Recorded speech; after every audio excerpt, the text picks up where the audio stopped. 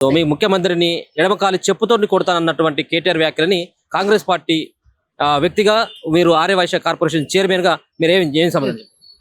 ఆడు చెప్పుతో కడతా అన్నాడేమో, ఉట్టిగా నోటి మాట్లాడుతాను అడిగిండు, చెప్పిండు. ఆయనకి నా చెప్పు బాటా చెప్పున్నది, ఇది కొత్తది, ఇంకా ఇగో పేరు కూడా పోలేదు.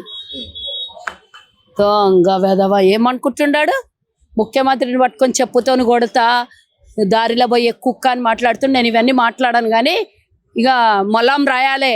కుక్క గిట వస్తే పోత దారిలో గిట పిచ్చి కుక్క గరిచిందంటే బొడు చుట్టూ 33 ఇంజక్షన్లు వేసుకోవాల్సి వస్తుంది. బిడ్డ జాగ్రత్తగా ఉండు, నోరు అదుపులో పెట్టుకో, ఊకున్నా కొద్ది ఎక్కువ అయిపోతుంది. ఒక్కవేళ గిట మా కాంగ్రెస్ పార్టీకి చాలా సౌమ్యంగా ఉండే అలవాటు, ఇంకా మేము ఓర్పుని సహించే అలవాటు ఉన్నది.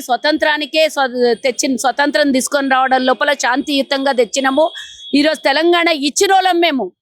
మా జోలికి, మా పార్టీ జోలికి, మా నాయకుని జోలికి, మా ముఖ్యమంత్రి జోలికి వస్తే రోడ్డు మీద ఏండన పోతే అడ్డం పడితే అన్నావు కదా, నువ్వు ఏండన పో, పిచ్చి కుక్కలు కరుస్తాయి. నువ్వు ఒలిరినందుకు ఆ కుక్కలు చాలా కుక్కలు ఎదురు చూస్తున్నాయి అంటే ఎప్పుడు బయటకు వెళ్తాడు, నీకు ఖర్చుదాం బొడ్డు చుట్టూ వేసుకుంటాడు, 1-2 కాదు అనుకున్నాడు. ఏదవా ఏమనుకుంటున్నావురా?